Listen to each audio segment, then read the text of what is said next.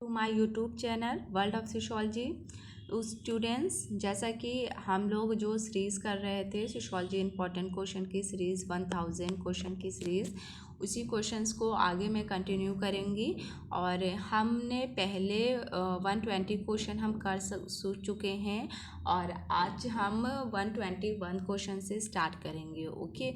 और जिन स्टूडेंट्स ने अभी तक मेरे पुरानी सीरीज़ को नहीं देखा हुआ है और वो आज न्यू हैं इस चैनल पर, तो वो आप प्लेलिस्ट में जाकर पुरानी वाली सीरीज़ को देख सकते हैं। ठीक है, मैं 1 क्वेश्चन से करा रही हूँ और 1000 क्वेश्चन तक मैं ये सीरीज़ कराऊंगी। ये सीरीज़ आप लोगों के असिस्टेंट प्रोफेसर, पीजीटी और net JRF examination, set examination और अदर जो भी सोशोलॉजी से रिलेटेड एग्ज़ाम होते हैं उनसे मैंने यहाँ पर क्वेश्चंस पुटअप किया हुआ है।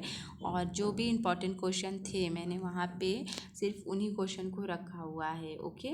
और आप लोगों ने अगर अभी तक मेरे चैनल को सब्सक्राइब नहीं किया है तो सब्सक्राइब कर लीजिए, जिसमें मैं जो भी वीडियो अपलोड करूँगी उससे रिलेटेड आप लोगों को इन्फॉर्मेशन मिलती रहेगी। ओके।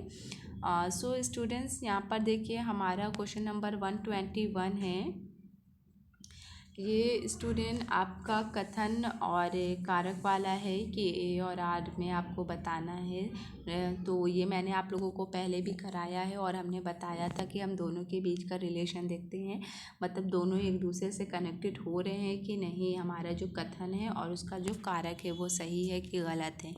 तो देखिए यहाँ पर दिया हुआ है अभिकथन जो है हमारा ए, प्रतीकात्मक अंतःक्रिया करने वाला सामाजिक अंतःक्रिया को कार्यात्मक महत्व देने लगता है। ठीक है, तो अभी यहाँ पर देखिए हम सेकेंड को पहले कारक को भी पढ़ेंगे। इसके कारण है कि एकांत मानसिक प्रक्रिया से अर्थ नहीं निकलता है बल्कि अंतःक्रिया से निकलता है। तो ये हमारा कारण सही है और हमारा कथन भी देखिए सही है। क्योंकि प्रतीकात्मक अंतःक्रिया करने वाला सामाजिक अंतःक्रिया के कारणात्मक महत्व देने लगता है। तो ये बात सही है ना। आप लोग ने सिंबॉलिक इंटरैक्शन को पढ़ा हुआ है, वहाँ पर सिंबॉलिक इंटरैक्शन जो कर रहा होता है तो वो जो सोशल इंटरैक्शन हमारा होता है उस चीज़ को भी, उस कारण को भी तो महत्व देते हैं ना हम। इंटरैक्शन में जब दो व्यक्ति आपस में करते हैं तो सामाजिक कारण को भी वहाँ पे हम महत्व देते हैं। तो ये कथन हमारा सही हुआ।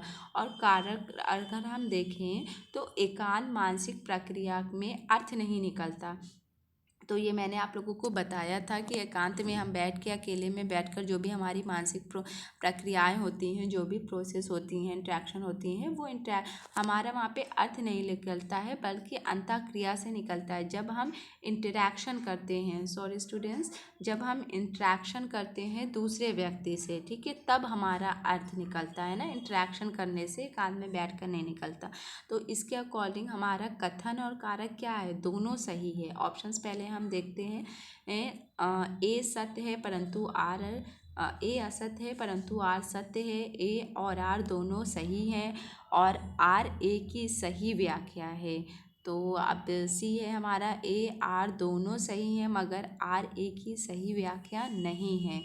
फिर उसके बाद हमारा है कि ए सत्य है परंतु आर असत्य है। तो यहाँ पर देखिए जब दोनों सही हैं तो इन दोनों में से हमारा आंसर होना चाहिए। अब आप लोग देखिए, मैंने कहा था ना जब हम ये वाला क्वेश्चन करते हैं तो कारण और कथन के बीच हम लोग एक कनेक्टिविटी ढूंढते हैं कि दोनों की जो यहाँ पर डिस्क्रिप्शन दे रहा है अभिकथन का, वो कारण का जो डिस्क्रिप्शन है उसकी बिहाफ पर जा रहा है कि नहीं जा रहा है। तो स्टूडेंट देखिए इन दोनों में अंतःक्रिया की तो बात हो रही है लेकिन अलग अलग वे में हो रही है। ठीक है, ना तो ये इसकी व्याख्या कर रहा है और ना ये इसकी व्याख्या कर रहा है। तो हमारा आंसर कौन सा होगा यहाँ पर, जल्दी से कमेंट बॉक्स में कमेंट करिए कि दोनों सही भी हैं और लेकिन ये ना इसकी ये व्याख्या कर रहा है ना ये इसकी व्याख्या कर रहा है। सो स्टूडेंट्स, हमारा राइट आंसर होगा सी, कि ए आर दोनों सही हैं मगर आर ए की सही व्याख्या नहीं है। ओके। अब आगे हम बढ़ते हैं। क्वेश्चन नंबर 122 है हमारा। यहाँ पर स्टूडेंट देखिए क्वेश्चन है हमारा 122, निर्वचनीय उपागम जो सामाजिक कृत्य को सामाजिक अभिनेताओं या पात्रों के दृष्टिकोण से समझने की कोशिश करता है। निर्वचनात्मक हमारा उपागम इंटरप्रिटेटिव यहाँ पे अप्रोच की बात हो रही है। तो यहाँ पर हम देखते हैं सामाजिक कृत्य मतलब कृत्य मैंने आप लोगों को कई बार बताया है, कृत्य मतलब क्रिया होती है। हमारे क्वेश्चन में ज़्यादातर क्रिया की जगह कृत्य वर्ग का यूज़ करते हैं, ठीक है। तो यहाँ पे जो सोशल एक्ट्रेस होते हैं वो मतलब कौन से दृष्टिकोण को समझने की कोशिश करते हैं, यहाँ पर ये बताना है हमें। तो हम ऑप्शंस पहले देखते हैं स्टूडेंट। अगर आप लोगों को इसका आंसर पता है तो कमेंट बॉक्स में कमेंट करिए आप लोग। देखिए पहला ऑप्शन है हमारा घटना विज्ञान और निर्जातीय प्रणाली विज्ञान, सामाजिक दर्शन और घटना विज्ञान, नव मार्क्सवाद और घटना विज्ञान, सांस्कृतिक विज्ञान और निर्जातीय प्रणाली विज्ञान। तो स्टूडेंट यहाँ पर अगर हम देखें जो यहाँ पर दिया गया है निर्वचनीय उपागम का जो सोशल एक्शन में यहाँ पे सामाजिक अभिनेता हमारे किस दृष्टिकोण से समझते हैं, तो इन सभी ऑप्शंस में से अगर हम देखें तो हमारा जो घटना विज्ञान है फिनोमेनोलॉजी और निर्जातीय प्रणाली विज्ञान है, ठीक है। मतलब फिनोमेनोलॉजी और इथनोमेथोडोलॉजी में हम सोशल एक्शन को निर्वचनात्मक के उपागम में समझने की कोशिश करते हैं। हमारा राइट आंसर होगा ए, ओके। ये हमारा घटना विज्ञान और निर्जातीय प्रणाली विज्ञान। अब क्वेश्चन नंबर 23 हमारा यहाँ पर है कि निम्नलिखित में से कौन सा कथन निर्जातीय प्राणी विज्ञान के दृष्टिकोण का सही वर्णन करता है।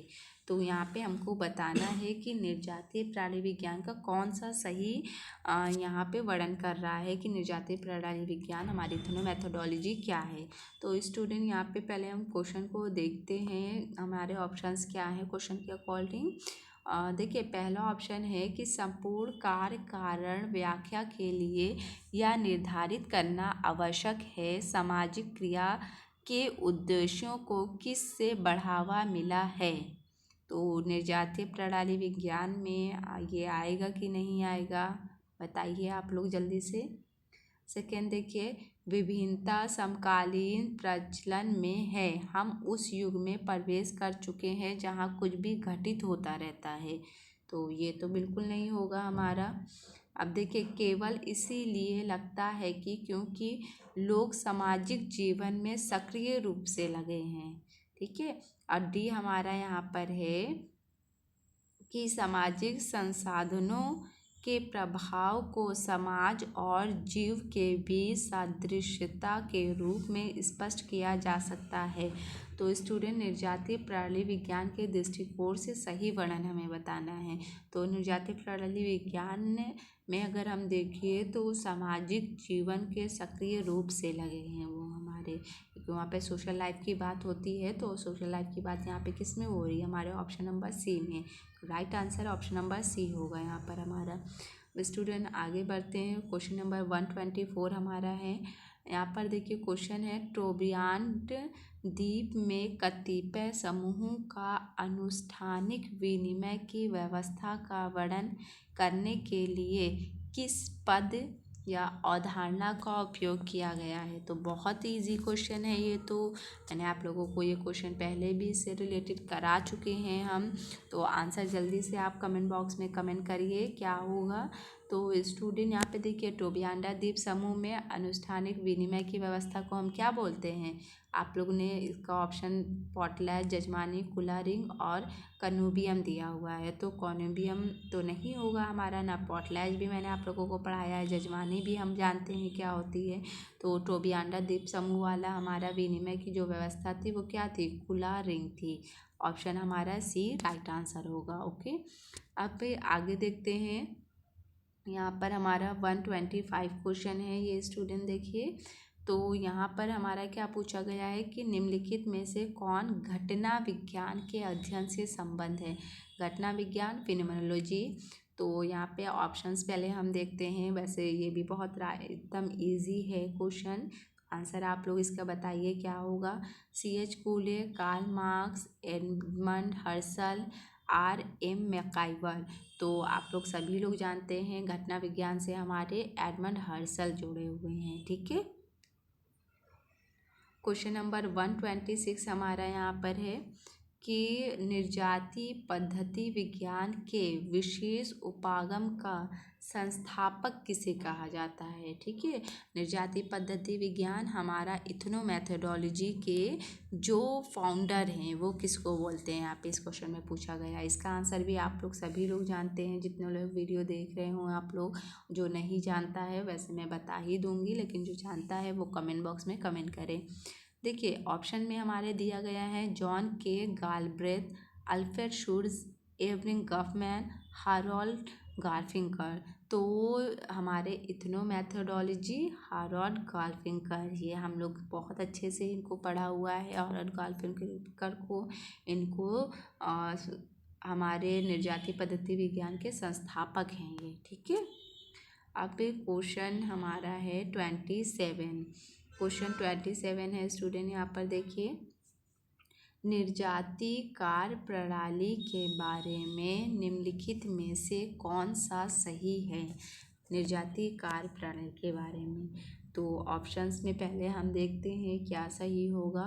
निश्चय पूर्वक व्यष्टि समाजशास्त्र नहीं, समशिष्ट समाजशास्त्र, निश्चय पूर्वक समशिष्ट समाजशास्त्र नहीं, व्यष्ट समाजशास्त्र। ठीक है, तो ये थोड़ा देखिए स्टूडेंट, इसको थोड़ा सा याद कर लीजिएगा इस क्वेश्चन को, क्योंकि कहीं ना कहीं ये ऑप्शन सब सिमिलर लग रहे हैं, मैच हो रहे हैं। तो लेकिन निर्जाति कार्य प्रणाली के बारे में जो सही यहाँ पर है इन सब में से ऑप्शंस में से, वो हमारा सी है कि निश्चय पूर्व समशिष्ट समाजशास्त्र नहीं है हमारा निर्जाति कार्य प्रणाली। ओके, इसको अच्छे से लर्न कर लीजिएगा इस क्वेश्चन को। अब क्वेश्चन नंबर 128 देखते हैं हम यहाँ पर। ये हमारा क्वेश्चन 128 है कि घटना क्रिया विज्ञान सामाजिक अध्ययन में किस प्रकार का दृष्टिकोण अपनाने पर बल देता है। तो ये ऑप्शन हमारा, ये भी बहुत टफ क्वेश्चन नहीं है, ये भी इजी क्वेश्चन है। आप लोग इसका आंसर कमेंट बॉक्स में कमेंट करिए। जो हमारा फिनोमिनोलॉजी है घटना क्रिया विज्ञान, वो किस दृष्टिकोण पर हमारा फोकस करता है। तो यहाँ पे ऑप्शंस में है अन्वेषणात्मक, व्याख्यात्मक, वर्णनात्मक, परंपरात्मक दृष्टिकोण। ठीक है, तो आंसर सबको इसका पता होना चाहिए क्या है हमारा। जिसको नहीं पता है उसको मैं बता रही हूँ। घटना क्रिया विज्ञान वो हमारा, वहाँ पे हम व्याख्यात्मक दृष्टिकोण ये हमारा होता है। ठीक है, ये मैंने आप लोगों को पढ़ाते वक्त बताया था, तो इसको ध्यान रखिएगा। अब नेक्स्ट क्वेश्चन है क्वेश्चन नंबर 129 हमारा कि कौन से सिद्धांत में अंतःक्रिया की प्रकृति सामाजिक क्रिया के गतिशील प्रतिमानों एवं सामाजिक संबंधों को केंद्रित किया जाता है। ठीक है, तो यहाँ पर हमसे पूछा जा रहा है, यहाँ पे सिद्धांत दिया हुआ है, कौन कौन सा है पहले हम देखते हैं। सामाजिक क्रिया का सिद्धांत है, प्रघटना शास्त्र का सिद्धांत है, एथनोमैथोडोलॉजी, प्रतीकात्मक अंतःक्रियावाद है। और हमसे क्या पूछा जा रहा है कि अंतःक्रिया की प्रकृति सामाजिक क्रिया के गतिशील प्रतिमानों और सामाजिक संबंधों को केंद्रित किया जाता है। तो स्टूडेंट, इसको मैंने आप लोगों को बताया था कि कौन से इंटरेक्शन में हम जो हमारे गतिशीलता प्रतिमान है वो सामाजिक संबंध पर केंद्रित होते हैं, वो हमारा है फिनोमिनोलॉजी, प्रघटना शास्त्र। ठीक है, इसका राइट आंसर हमारा बी होगा। अब हम क्वेश्चन नंबर 30 देखते हैं 130। तो 113 क्वेश्चन है हमारा कि प्रतीकात्मक अंतःक्रियावाद मूल सिद्धांत अंतःक्रिया मूल सिद्धांतों के साथ कौन सा संबंधित है। यहाँ पे कुछ लाइन दी हुई है, हमको बताना है कि प्रतीकात्मक अंतःक्रियावाद से कौन संबंध है। तो पहले हम लाइंस को पढ़ते हैं क्या लिखा हुआ है ऑप्शन में हमारे। पहला है स्थिति के निर्वाचन के आधार पर अंतःक्रिया में प्रयोग किए प्रतीकों को लोग किंचित या बिल्कुल बदल सकते हैं। ठीक है, अब सोचने की क्षमता के आधार पर अंतःक्रिया में उपयोग किए प्रतीकों को लोग बदल सकते हैं। सोचने की क्षमता यहाँ पर दे दिया है। आगे देखते हैं, व्यक्ति लिस्ट समझ पर आधारित अंतःक्रिया में उपयोग किए प्रतीकों को लोग बदल सकते हैं। व्यक्ति लिस्ट नहीं होगा, ये व्यक्तिनिष्ठ होगा स्टूडेंट। ये टाइपिंग एरर है, इसको आप ठीक कर लीजिएगा। अंतःक्रिया में उपयोग किए गए प्रतीकों को लोग बदल नहीं सकते हैं। देखिए ये तो बिल्कुल नहीं होगा, क्योंकि इंट्रैक्शन में हम जो प्रतीक यूज़ करते हैं हम अपने अकॉर्डिंग उसका अर्थ निकाल सकते हैं, ये नहीं होगा। और व्यक्तिनिष्ठ पर आधारित अंतःक्रिया में उपयोग किए गए प्रतीकों को, व्यक्तिनिष्ठ पर हम जो प्रतीक यूज़ कर रहे हैं उसको भी हम प्रतीकों को लोग बदल नहीं सकते हैं, ठीक है। तो यहाँ पर ये भी नहीं होगा, बदल सकते हैं लिखा हुआ है, तो ये भी नहीं होगा। फिर सोचने की क्षमता के आधार, तो सोचने की क्षमता पे हम प्रतीकों का थोड़ी नहीं वहाँ पर इंटरेक्शन भी यहाँ पर कर रहे होते। तो यहाँ पर हमारा ऑप्शन ए जो है वो सही है। देखिए स्थिति के निर्वाचन के आधार पर अंतःक्रिया में प्रयोग किए गए लोग किंचित या बिल्कुल बदल सकते हैं, ठीक है। तो हम अपने निर्वाचन के आधार पर जो इंटरेक्शन कर रहे होते हैं वहाँ पर जो प्रतीक होते हैं तो वो हम स्थिति के अकॉर्डिंग अपने हम अर्थ लगाते हैं ना उन चीज़ों का, प्रतीकों के माध्यम से हम जैसी सिचुएशन रहती है हम वैसा अर्थ लगाते हैं, ठीक है, प्रतीकों के माध्यम से। तो हमारा ए आंसर राइट है। फिर हमारा क्वेश्चन है 131 कि लोक विधि विज्ञान में अर्थ का संदर्भ क्या है। तो लोक विधि विज्ञान में अर्थ का संदर्भ बताना है हमें, किस रेफरेंस से हम मीनिंग को निकालते हैं। स्टूडेंट मैंने ये भी आपको रेफरेंस एंड मीनिंग इनको पढ़ाया था कि कैसे हम किसी भी रेफरेंस के बिहाफ पर किसी चीज़ की मीनिंग को निकालते हैं। तो हम पहले देख लेते हैं यहाँ पे ऑप्शंस क्या है। अंतःक्रिया में न्यूनतम हस्तक्षेप, स्वीकृत धारणाओं की मान्यताओं की पुष्टि करें, प्रत्येक दिन की अंतःक्रिया की प्रासंगिक प्रकृति, संवाद के रूप में अंतःक्रिया की प्राथमिकता। तो स्टूडेंट हम लोग को लोकविधि विज्ञान में क्या देखते हैं, प्रत्येक दिन की जो हमारे इंटरेक्शन होते हैं दिन प्रतिदिन के, उसकी प्रासंगिक प्रकृति, ठीक है। हमारा राइट आंसर होगा सी। हमारा क्वेश्चन नंबर 132 है यहाँ पर। प्रघटना विज्ञान का प्रमुख शिल्पकार किसे माना जाता है, ठीक है। तो फिनोमेनोलॉजी का शिल्पकार पूछा गया है। तो यहाँ पर ऑप्शंस पहले हम देखते हैं। P L Berger, Alfred Schutz, Anthony Giddens, Max Weber. So student जो हमारे फिनोमेनोलॉजी के शिल्पकार बोला जाता है वो अल्फ्रेड शुल्ट्ज को बोला जाता है, ठीक है।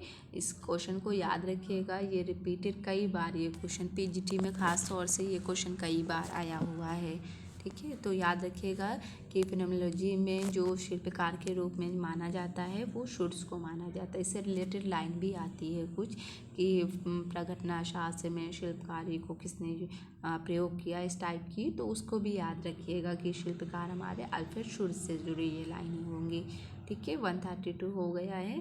अब क्वेश्चन नंबर 133 हमारा है कि प्रतीकात्मक अंतःक्रियावाद एक ऐसा समाजशास्त्रीय परिप्रेक्ष्य है जो किस पर जोर देता है। तो यहाँ पर हमें बताना है कि प्रतीकात्मक अंतःक्रियावाद का मेन फोकस किस पर होता है, ठीक है। तो पहले हम यहाँ पे ऑप्शंस को देखते हैं क्या है।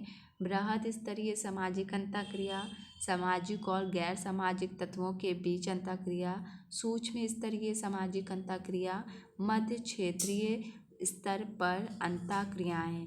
तो आई थिंक ऑप्शन पढ़ने पर आपको इसका आंसर समझ में आ रहा होगा कि किस पर बल देता है हमारा सिंबॉलिक इंटरैक्शनिज्म। जल्दी से कमेंट बॉक्स में कमेंट करिए आप। देखिए सिंबॉलिक इंटरैक्शनिज्म सूक्ष्म स्तरीय सामाजिक अंतःक्रिया पर बल देता है, क्योंकि हम छोटे छोटे प्रतीकों के माध्यम से किसी चीज़ का अर्थ निकाल रहे होते हैं, ठीक है, इंटरैक्शन के माध्यम से। तो यहाँ पे सूक्ष्म स्तरीय होगा, आंसर हमारा सी राइट है। तो यहाँ पर अब क्वेश्चन नंबर 134 हमारा है।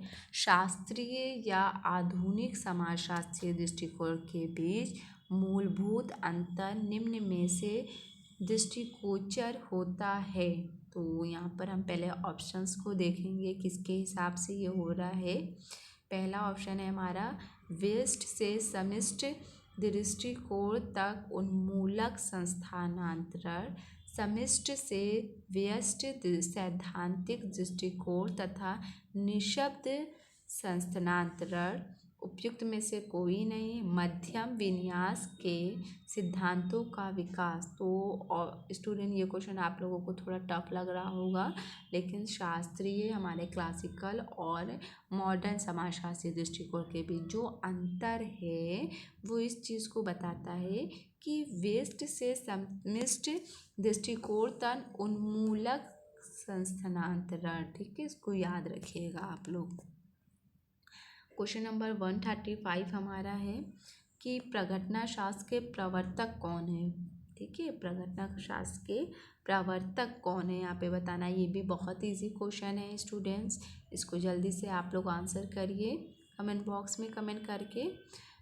सो यहाँ पर हमारा ऑप्शन दिया हुआ है Irawati Karve, Herbert Spencer, Karl Marx, Edmund Husserl. तो स्टूडेंट इसका क्या राइट आंसर होगा। फिनोमिनोलॉजी के प्रवर्तक मैंने आप लोगों को पढ़ाया हुआ है, ये बहुत इजी क्वेश्चन है, एडमंड हर्सल होगा इसका। ठीक है स्टूडेंट, आप लोग कमेंट बॉक्स में कमेंट किया करिए जो भी आप लोगों को आंसर लगे, सही हो गलत हो। इससे क्या होता है, आपकी क्वेश्चन को सॉल्व करने की हैबिट बनती है। ठीक है, आपको वहाँ पे जो लर्निंग पावर होती है, क्विक लर्निंग पावर, वो ज़्यादा स्टेबल हो जाती है वहाँ पे। तो इसलिए ज़रूरी नहीं है कि आपको हर क्वेश्चन का आंसर सही आ रहा हो, क्योंकि कभी कभी होता है हम जो क्वेश्चंस कर रहे होते हैं तो हमें लगता है कि आंसर ए है, बी है, लेकिन हो सकता है वहाँ पे आंसर हमारा डी होता है।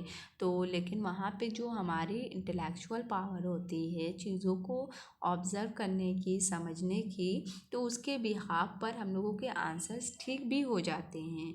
ठीक है, तो इसलिए जो क्विक लर्निंग पावर होती है उसका यूज़ किया करिए और आंसर को आप लोग क्विकली सॉल्व करने की कोशिश किया करिए यहाँ पे क्वेश्चंस को, और आंसर आप लोग कमेंट बॉक्स में कमेंट किया करिए। ठीक है, इससे आप लोगों का ये फ़ायदा है, आप लोगों की लर्निंग पावर ज़्यादा स्टेबल हो जाएगी। तो हमारा क्वेश्चन है 136, निम्नलिखित में से किस संदर्भ के अनुसार किसी घटना का अर्थ वस्तु में निहित नहीं होता है बल्कि सामाजिक प्रक्रियाओं से उत्पन्न होता है। ठीक है, हमको यहाँ पर ये बताना है कि सामाजिक प्रक्रियाओं से उत्पन्न होता है जबकि वस्तु में निहित नहीं होता है। ऑप्शंस पहले हम देखते हैं इसके। निर्जातीय कार्य प्रणाली, सामाजिक क्रिया, प्रघटना विज्ञान, प्रतीकात्मक अंतःक्रियावाद। आई थिंक ऑप्शन से ये क्वेश्चन हम लोगों को समझ में आ गया है कि क्या होना चाहिए इसका राइट आंसर। तो जल्दी से स्टूडेंट्स आप लोग कमेंट बॉक्स में कमेंट करिए इसका आंसर कि किसी घटना का अर्थ वस्तु में निहित नहीं होता है बल्कि सामाजिक प्रक्रियाओं से उत्पन्न होता है। तो सामाजिक प्रक्रियाएं हमारी कहाँ पे हो रही होती है, जब फिनोमिनोलॉजी का अर्थ नहीं होता है वहाँ पे किसी भी घटना का। तो यहाँ पे देखिए जो यहाँ पर हमारा चारों ऑप्शंस में से जो अप्रोप्रिएट राइट आंसर होगा वो हमारा प्रतीकात्मक अंतःक्रियावाद होगा। ठीक है, क्योंकि जब हम घटना का अर्थ वस्तु में नहीं निहित है तो कहीं ना कहीं हम सिंबल से उस घटना का अर्थ निकालेंगे कि नहीं निकालेंगे इंटरेक्शन करके। ठीक है, तो इसका राइट आंसर हमारा सिंबॉलिक इंटरेक्शनिज्म, आंसर डी होगा। अब हमारा क्वेश्चन है 137। तो ये है कि प्रत्यय शास्त्र मीन्स फिनोमिनोलॉजी किससे संबंधित है। यहाँ पे पहले हम ऑप्शंस देखते हैं कि फिनोमिनोलॉजी किससे संबंधित है। वैज्ञानिक परियोजना की खोज से, आदर्श प्रारूप प्रत्यय से, समाज में व्यवस्था की समस्या से, दैनिक सामाजिक जीवन सिद्धांत से। तो हम लोग जानते हैं फिनोमिनोलॉजी किससे संबंधित है, ऑप्शन से क्लियर हो गया है ये चीज़। तो स्टूडेंट जल्दी से कमेंट बॉक्स में आप लोग कमेंट करके इसका आंसर बताइए कि फिनोमिनोलॉजी किससे संबंधित है। चारों ऑप्शंस को ध्यान से देखिएगा, आंसर खुद आपको समझ में आ जाएगा स्टूडेंट्स। सो यहाँ पर देखिए हमारा जो राइट आंसर होगा वो दैनिक सामाजिक जीवन से संबंधित होता है फिनोमिनोलॉजी। मैंने थ्योरी पढ़ाते वक्त आप लोगों को इस चीज़ को क्लियर किया था। क्वेश्चन नेक्स्ट देखते हैं 138 है हमारा यहाँ पर कि दृश्य घटना विज्ञान किसका आमूल चूल विकल्प है। तो स्टूडेंट यहाँ पे देखिए दृश्य घटना विज्ञान हमारा जो है किसका अमूलचूल विकल्प है। तो ऐसा क्वेश्चन हमने पहले भी खैर किया हुआ है, थोड़ा डिफरेंट था वो क्वेश्चन, आंसर आप लोगों को लेकिन पता होना चाहिए इसका क्या होगा। मैं ऑप्शंस बोल रही हूँ, प्रत्यक्षवाद, उद्विकासवाद, मिश्रणवाद, प्रकारवाद। तो यहाँ पर दृश्य घटना विज्ञान का हमारा जो विकल्प होता है वो प्रत्यक्षवाद होता है। ठीक है, जो चीज़ें हम प्रत्यक्ष रूप से देख रहे हैं। क्वेश्चन नंबर अब है हमारा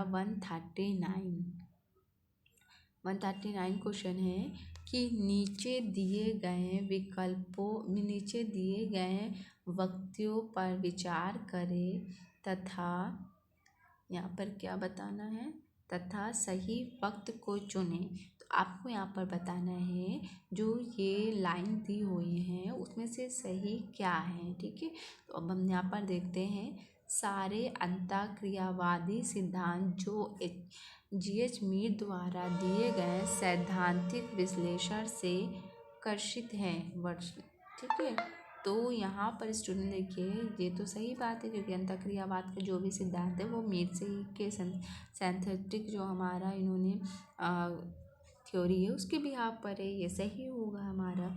नेक्स्ट देखते हैं, अंतःक्रियावादी सिद्धांतीकरण विविधता को नहीं बल्कि एकता को उद्घाटित करता है। तो ये लाइन भी हमारी सही है, पढ़ने से ही समझ में आ रहा है ये लाइन। नेक्स्ट देखते हैं हम, एक सैद्धांतिक परिदृश्य के रूप में प्रतीकात्मक अंतःक्रियावाद के बारे में कोई सुस्पष्ट विवाद नहीं है। तो सैद्धांतिक अगर परिदृश्य देखें तो ये लाइन भी हमारी सही है। तो यहाँ पर पहले हम कूट देखते हैं, कूट में क्या है, दूसरा और तीसरा सही है, केवल पहला सही है, उपरोक्त सभी सही है, केवल दूसरा सही है। तो जब यहाँ पे हमारे फर्स्ट, सेकंड और थर्ड तीनों सही है तो मीन्स यहाँ पे हमारा कौन सा ऑप्शन आएगा स्टूडेंट्स, उपरोक्त सभी सही है, ऑप्शन नंबर सी हमारा राइट आंसर होगा। ठीक है, अब हम नेक्स्ट क्वेश्चन देखते हैं 140। ठीक है, ये क्या है कि प्रतीकात्मक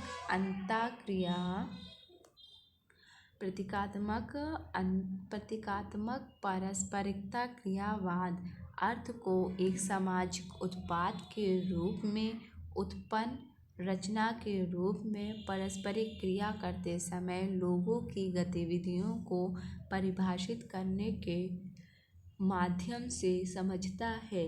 या किसने कहा है, देखिए ये कथन दिया गया है और ये किसने कहा है ये पूछा गया है। ये प्रतीकात्मक पारस्परिक क्रियावाद के संबंध में, मतलब हमारे सिंबॉलिक इंटरैक्शनिज्म के संबंध में रिलेटेड है ये लाइन। तो वहाँ पे अर्थ को समझने के लिए सामाजिक उत्पाद, उत्पन्न रचना और पारस्परिक क्रिया। ठीक है, तो यहाँ पे लोगों की गतिविधियाँ हम इससे समझते हैं। तो देखिए वैसे तो ये 3 मैंने सर्कल किया है, इसके हिसाब से ही आप लोगों को समझ में आ रहा होगा आंसर। तो आप लोग कमेंट बॉक्स में कमेंट करिए इसका आंसर क्या होगा कि ये लाइन किसकी है।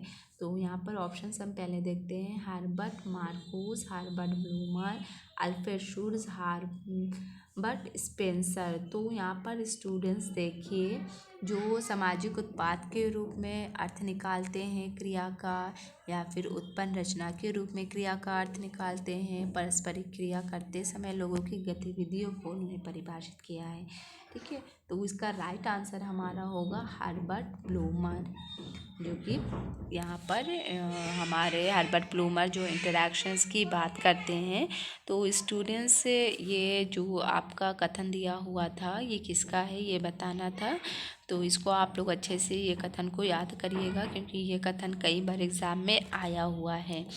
अब आज का हमारा 140 क्वेश्चन कंप्लीट हो गया है। अब हम नेक्स्ट वीडियो में इसके आगे का क्वेश्चन डिस्कस करेंगे 141 से। ओके, और आप लोगों को अगर किसी भी क्वेश्चन में कोई भी इशू हो, कोई भी आप लोगों को नहीं समझ में आ रहा है तो आप लोग कमेंट बॉक्स में कमेंट कर सकते हैं। ओके, और स्टूडेंट्स, आप लोगों को अगर जिन स्टूडेंट्स ने पीजीटी का एग्ज़ाम डाला हुआ है, ठीक है, वो कमेंट करके बताएं कि किन किन ने पहली चीज़ तो पीजीटी का एग्ज़ाम फिल किया था। अभी पीजीटी के एग्ज़ाम में वैसे आप लोगों को 1-2 महीना और टाइम है होने में एग्ज़ाम। अप्रोप्रिएट अगर मैं देखूँ तो हमारा एग्ज़ाम दिसंबर तक जा सकता है। तो इसलिए मैं पीजीटी से रिलेटेड एक आप लोगों का क्विक लर्निंग बैच स्टार्ट कर रही हूँ, ठीक है। क्विक लर्निंग में मैं जो सिलेबस के अकॉर्डिंग टॉपिक को वहाँ पर मैं डिस्कस करूँगी स्टूडेंट।